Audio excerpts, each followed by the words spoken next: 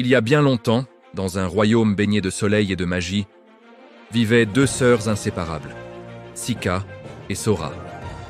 Sika, l'aînée, avait des cheveux couleur de blé mûr et des yeux qui pétillaient de sagesse.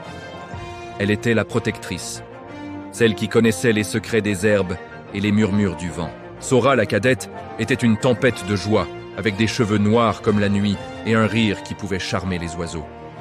Elle partageait tout, leurs rêves, leurs peurs et un amour si pur qu'il semblait pouvoir défier le temps lui-même. Le royaume était gouverné par le roi Théron, un homme dont le cœur s'était assombri avec le pouvoir.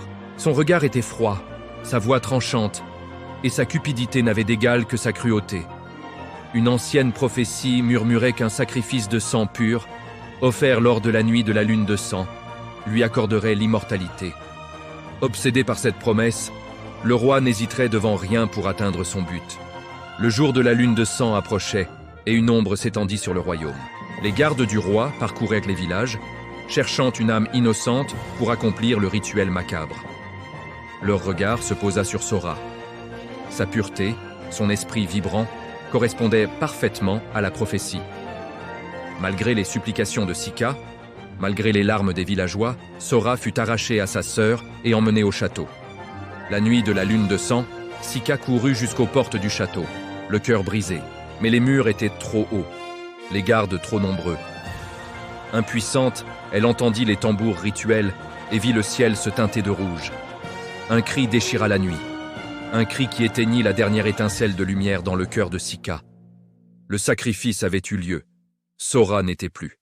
Le chagrin de Sika se transforma en une rage froide, une promesse silencieuse de vengeance.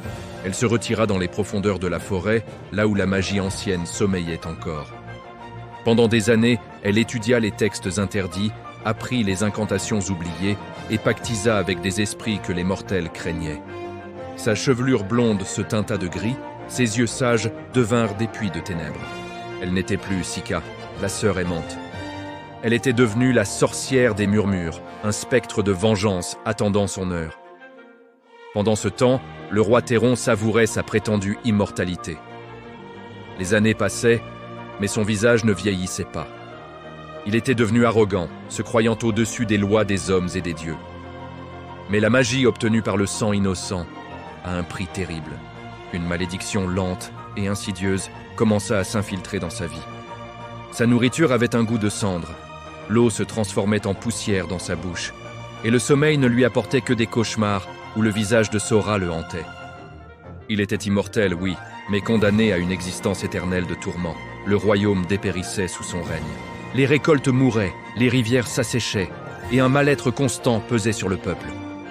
La malédiction du roi était devenue la malédiction du royaume tout entier.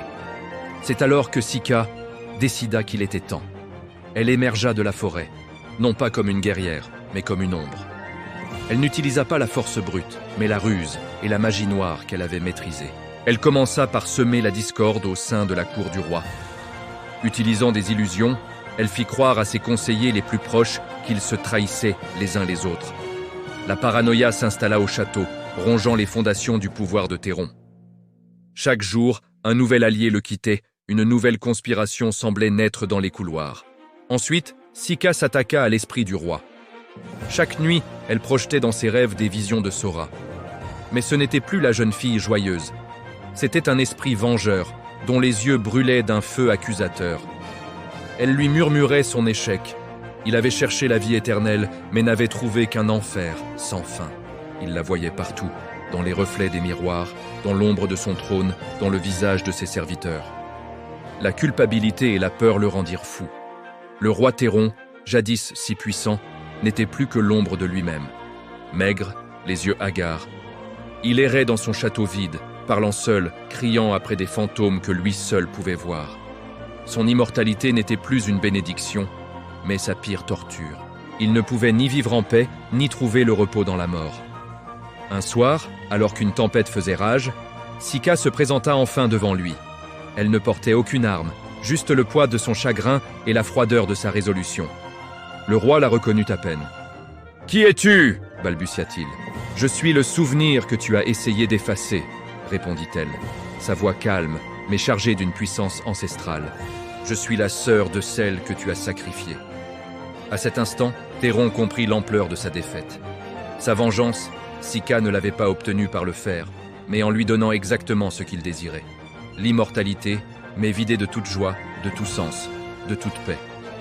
Elle le laissa là, seul avec ses démons, condamné à une éternité de solitude et de regret. Sika quitta le château maudit et retourna vers son peuple.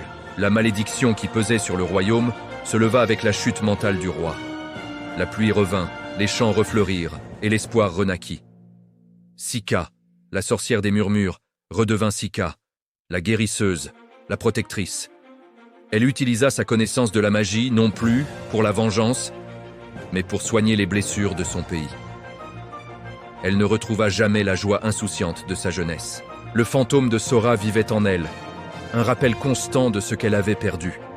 Mais dans le service à son peuple, dans la reconstruction du royaume, elle trouva une nouvelle forme de paix. L'histoire des deux sœurs devint une légende, un avertissement contre l'ambition démesurée et un hymne à la puissance de l'amour fraternel. Un amour si fort qu'il pouvait survivre à la mort, engendrer une terrible vengeance et finalement apporter la guérison. Merci d'avoir regardé cette histoire jusqu'au bout. Si ce genre de récit vous plaît, n'hésitez pas à vous abonner à la chaîne et à activer la cloche pour ne manquer aucune de nos prochaines légendes. Laissez un commentaire pour nous dire ce que vous avez pensé de la vengeance de Sika. À très bientôt.